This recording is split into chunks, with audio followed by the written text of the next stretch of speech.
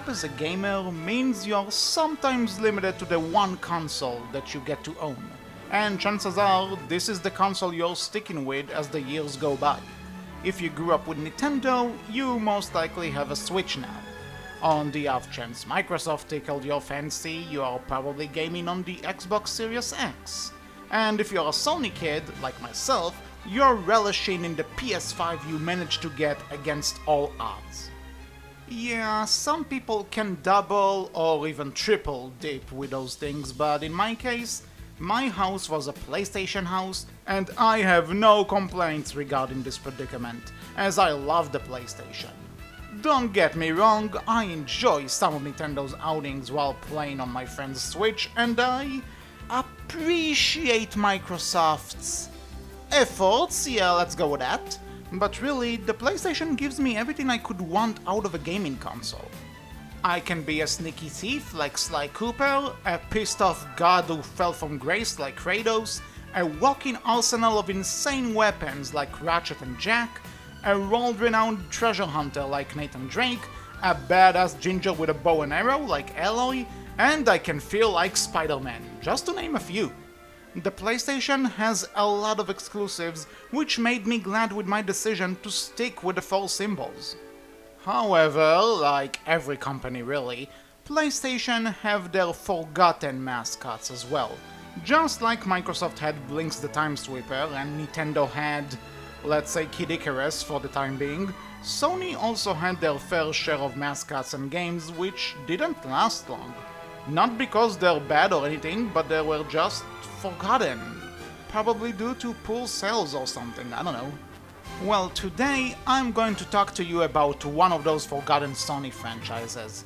One that not a lot of people know, but those that do admire it to no end and will swear by it when asked. One that just so happens to be celebrating its 10th anniversary right now, and in my opinion needs a lot more attention. That franchise is no other than Gravity Rush. Released in 2012, Gravity Rush was a launch title for the PlayStation Vita, and was considered by many as a killer app for the system. Sadly though, I never had a Vita, so I missed it when it came out. And I don't think I spoil anything here by saying that the Vita wasn't a lasting effort from Sony, and I don't think even they'll deny it. My official introduction to Gravity Rush, however, was through PlayStation All-Stars Battle Royale.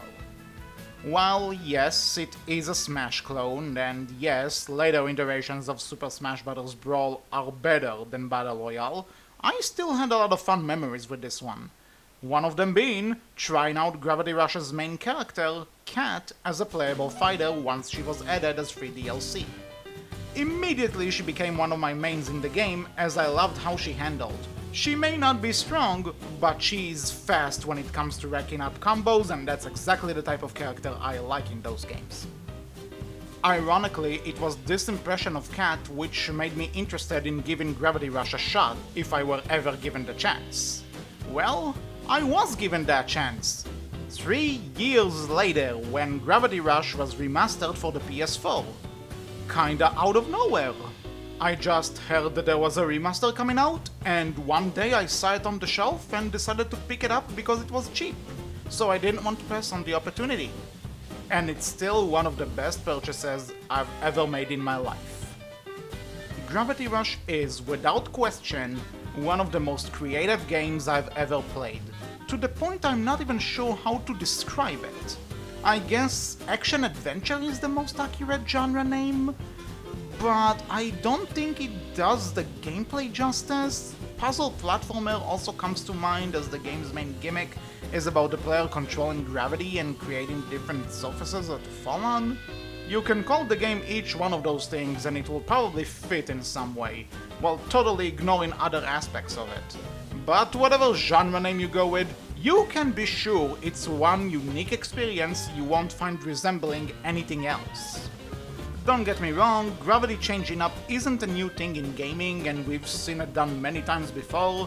Sonic the Hedgehog did some gravity gimmicks throughout the years, Ratchet and Clank played around with it plenty, and I'm sure all of you already mentioned Super Mario Galaxy in the comments. But Gravity Rush goes beyond just making it a simple level gimmick. as the entire game builds itself around shifting gravity at your own will. With the push of a button, Kat will float in the air and you could control in whichever direction she'll fall once you press the button again. You could then pause her falling and change directions, making falling seem like stylistic flying.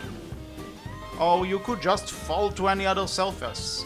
No matter if you landed on the side of a building or the top of it, once Kat made contact with that surface, you can travel around it as you would any other regular surface. You could jump and attack like usual, and even change gravity again and go someplace else.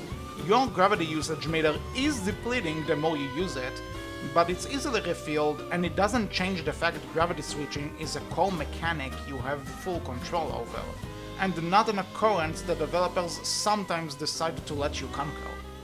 Gravity is also used during combat, as enemies could be found on ceilings, walls, and just flying around in the air.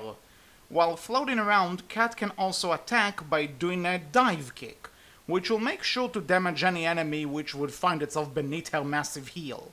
While Kat gets more abilities to help her deal with enemies, and she is also able to pick up things around her and use them as projectiles, the kick is your primary attack, and not going to lie, it makes the combat a bit repetitive.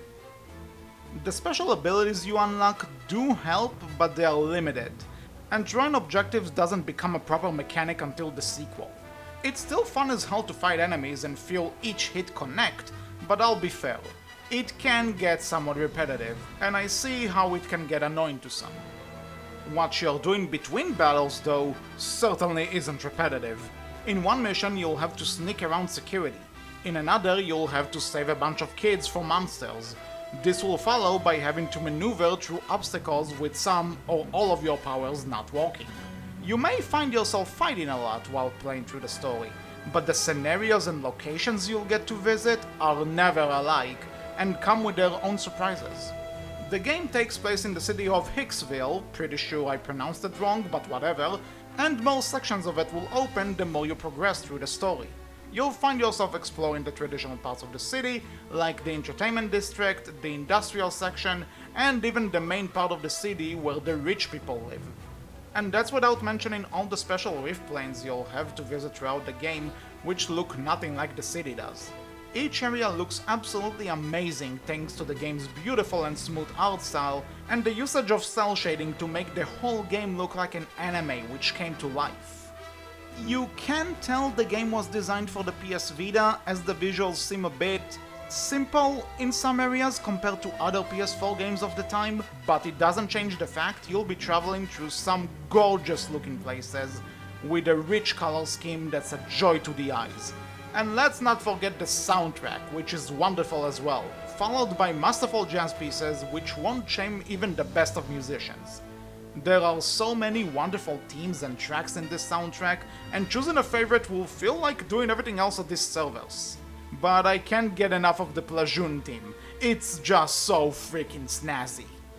All of the above mentioned elements are tied together by the game's story, which is entertaining and simple to follow while also throwing a lot at you. Gravity Rush's story isn't really coherent in the sense that it doesn't follow a traditional 3 acts structure. Somewhat. I'll have to go into plot details, so skip to this point of the video if you don't want anything spoiled. The story begins with our protagonist, Kat, waking up in a place she doesn't recognize, with no recollection of who she is or how she got there. She follows a strange cat who she'd later named Dusty, and finds herself being able to shift gravity thanks to the abilities granted to her by the strange feline. After helping some locals, Kat finds herself alone in Hicksville and attempts to make a life for herself, but not before she's getting noticed for helping the town by clearing it out of Nevi, which are a reoccurring threat to the city. Kat ends up befriending a police officer named Sid, who is providing her with missions of stopping a maniac called Elias, which he takes the credit for, Pandora, who is a fortune teller, a gravity shifter just like her named Draven, who starts off with her on the wrong foot but later realizes that they're not enemies. And last but not least, the Guardian Gale, who helps Kat restore the parts of the city which were trapped in gravity storms. While restoring the city seems to be the game's main priority, we later find out that it doesn't, as after restoring all the sections, the game keeps going, sending Kat to explore the pillars beneath the city. As she is down there, Kat comes across a tribe of lost kids who have been stuck there for years, and she finds out that Raven is actually a part of them, but now being older and with gravity powers. Kat and Raven manage to help the kids escape that place, but only for Kat to find out she was gone from Hicksville for over a year, as time moves slower beneath the city. With Kat being absent for so long, the new mayor attempts to create a weapon which will kill any Na'vi trying to attack the town. But the weapon loses control during a public presentation, and Kat stops it with the help of Raven, Gale, and other friends and frenemies she met along the way. This is where the game ends, and there are a few questions which are left unanswered regarding Kat's past, what happened to the lost kids, and what exactly is to be done with the Na'vi. But still, stopping the out-of-control weapon is the point where our journey ends, despite not having any hints that this is our endgame. With all that said, I like this story a lot. It may not have a traditional 3-act structure, but it takes on a storytelling method which is very Studio Ghibli, I want to say. There are big threats and plenty of fantasy elements, but the pacing of the story feels like a slice-of-life story, just following the day-to-day life of this amnesia-sick girl who has a lot on her shoulders. And personally, I'm totally down for that. What helps this story shine so much are the characters themselves, who are all wonderful. Raven might be your edgy rival turned friend, but you get where she is coming from, and she has good reasons to act the way she does. Sid might be a clumsy buffoon cop, but he does act competent just as much as he's silly, and his interactions with Kat are really fun. Gale is pretty fun for an old and weird mentor. Unica, who you meet later in the story, also goes through a mini arc. Newt and Echo are a cute couple, but all of those pale in comparison to the Gravity Queen herself. I could make an entire video on why I love Kat so much, but for the sake of time, I'll try and sum it up quickly. For one, her amnesia means that she is discovering the world of the game alongside the player, and it makes her super easy to connect with, regardless of if you agree with her actions or not. Other than that, she has a lot of characteristics which a lot of other great leads have, like bravery and compassion, while also being a total dog who can get easily flustered and is even a bit of a klutz, which also helps her balance the huge amount of supporting characters surrounding her. She'll never betray her ideals, but she can stand up to her peers if something seems wrong to her. She is just an awesome character, and no matter the scenario, you want to lead her to victory because she's just that awesome of a hero. Also, her cat gives her gravity powers. Like, come on, that's really freaking cool. If you couldn't tell by everything I just said, I love this game. It has so many great things about it which I adore, and I'll definitely recommend it to anyone who's looking for a game that's less traditional. There's a bit of a learning curve to it, but keep trying and you'll get through it fine. And I suppose the few people with a Vita thought it was a great game too, because shortly after Gravity Rush hit the thing, a sequel was teased. Team Gravity, the development team behind Gravity Rush, announced their next game in 2013, a year after Gravity Rush came out. In 2015, we got our confirmation that Gravity Rush 2 was indeed happening and was heading to the PS4, with the Vita not being much relevant anymore. I saw nothing of the Gravity Rush 2 announcement until beating the first game's remaster, but when I did see what's in store, it was one of my most anticipated games of that time. The wait was nothing less than agonizing, but eventually I got my hands on this sequel shortly after its release in 2017, and it's even better than the first. Everything the first game did great, the second game did better. Traversal and combat were mostly the same, but the enemies were more varied. Picking up items and throwing them at enemies was made a lot easier and a lot more effective and fun. Kat got to play with more powers, which I'll talk about in a bit. The story was much grander and featured old favorites alongside new additions. It was everything a sequel should be. In terms of basic mechanics, nothing much changed from the original game with the exception of some minor tweaks which made the gameplay smoother and more fun to control. Cat's dive kick now has a tighter auto lock which rarely misses enemies and makes air combat much quicker and fun to pull off. The throw, as I mentioned before, is much more useful this time around because picking up any item doesn't make Cat stop and float in place like in the first game. Picking stuff up and throwing it at the enemies feels so much better, and the lock-on is super precise. Flying around and traversing the big world is as fun as always, and Cat even gets new styles of gravity to play with. The lunar style makes Cat lighter and allows her to jump higher and further without shifting gravity. Her attacks may not pack as much of a punch, but she is extremely quick and her dive kick is transformed into a teleportation attack, which gets her up close and personal with an enemy. The Jupiter style has the opposite effect, as it makes Cat heavier and her movement a lot slower, but her power increases tremendously and any attack becomes much more powerful. While Hicksville from the first game does make a comeback, Gravity Rush 2 also introduces us to a new map, Jirga Paralau, which is much more colorful and open for exploration. The game map may be massive, but it's always easy to figure out where you are, as the locales are easy to tell apart, and the objective markers always show you the way like in the first game. There are a ton of side missions, each with its own mini-plot to complete, alongside some fun treasure hunting objectives which might not be possible to do now because of the game's online servers shutting down. Is this still a thing? Let me know. The main campaign, however, is much bigger and longer than the first game. The story somewhat sticks to the structure of the original Gravity Rush and its slice-of-life storytelling, but now split into 4 main chapters. Spoilers from this point on, skip to this point to avoid them, you know the drill. The story begins this time with Cat and Sid mining some gravity ore for the Bunga village, after arriving there due to a gravity storm. Cat has to fend for her own since Dusty becomes lost and she can't shift gravity without him, but the first chapter ends with Cat reuniting with Dusty and helping the Bunga leader named Lisa to gather enough ore in order to pay their superiors. Cat also befriends Lisa's adoptive daughter, Cece, whom looks up to the shifter. Once Cat arrives in Jirga Paralau, she finds it in the state of rich oppressing the poor and a huge battle going on between the two sides with no easy answers regarding what the right thing to do is. With the help of her friends and after getting into unexpected situations, Cat and Raven face a gravity storm which engulfs the city, and ends up sending Cat back to Hicksville. There she finds out that she's been gone for 3 years and has been supposedly replaced by a new hero called Callie Angel. Cat attempts to readjust to life in Hicksville and having to face competition for the title of the city's hero.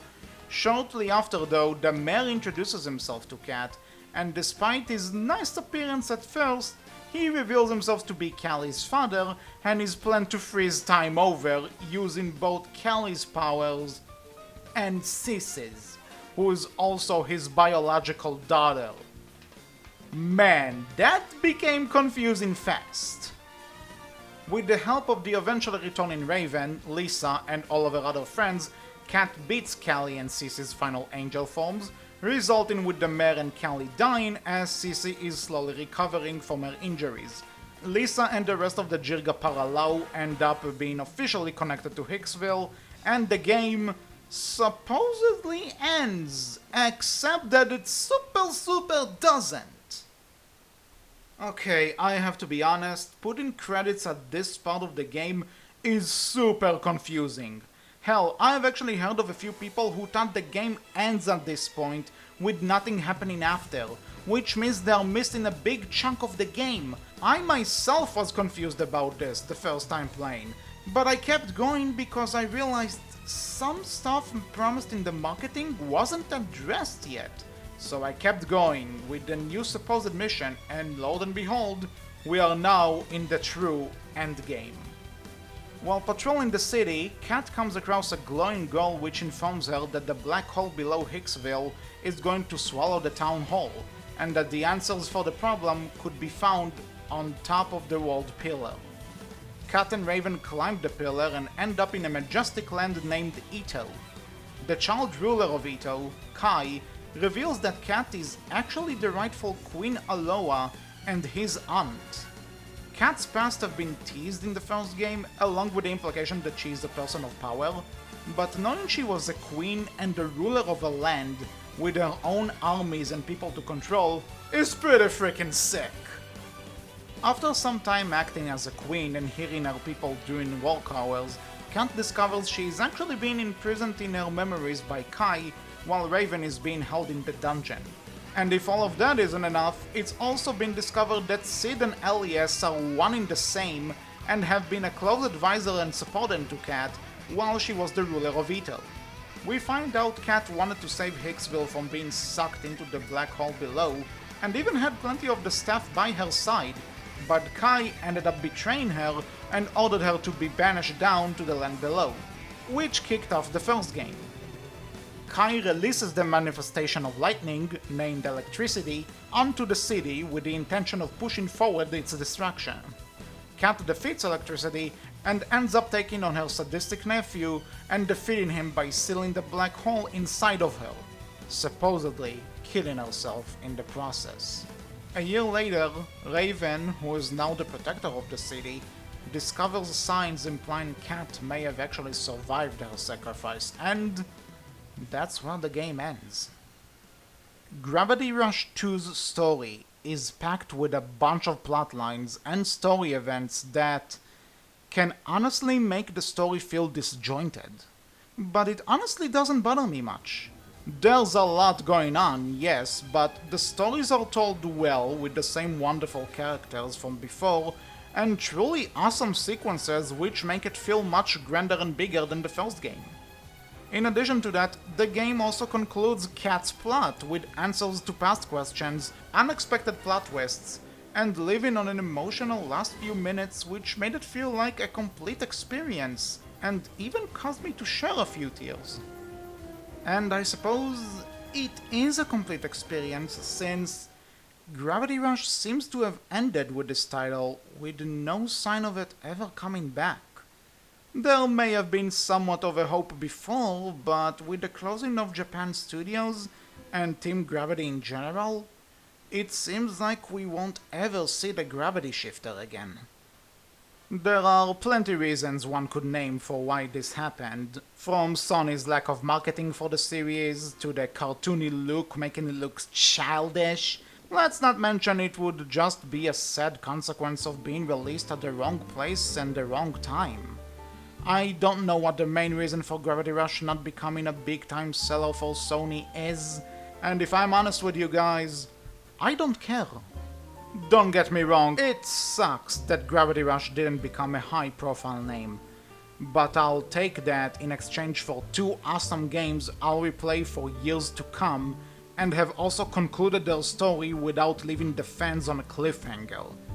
When you take into account other forgotten games with cult fanbases like Sphinx and the Cursed Mummy or Echo Tides of Time, who never saw sequels despite ending on cliffhangers, I'm at the very least happy that Cat's story concluded properly and would be remembered fondly by the fans. The point of this video isn't to necessarily show Sony that a Gravity Rush 3 should be made or to damn them to gaming hell for forgetting about it. I'm making this video in order to celebrate what we did get out of this franchise. It may only be 2 games. It may not be another A-lister when it comes to Sony's other franchises, and it may have been forgotten by the general public, but it doesn't mean it's not worth talking about or celebrating by the people who were lucky enough to experience these games when they first came out. For all it's worth, Gravity Rush was a unique little franchise which tried to do something different, and despite what sales figures will say, its unique gameplay will be remembered by those who played it, while everyone else will have trouble differentiating and remembering whichever Call of Duty game was the one in space. Sales don't always transfer to quality, and Gravity Rush's quality surely surpasses whatever the sales figures were. To those of you watching who played Gravity Rush, I hope I helped you remember the fun times you had with it. On the off chance someone who worked on these games is watching this video, thank you so much for being a part of a little franchise which meant a lot to me. If you haven't touched these games but are interested, I can't recommend you enough to hunt down a PS4 and give those two games a chance. Happy 10th anniversary Gravity Rush, and long live Kat, the Gravity Queen.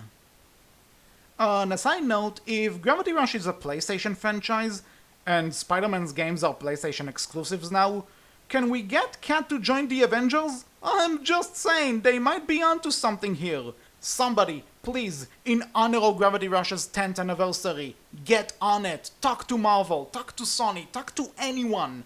Let's make this Gravity Queen an actual damn superhero.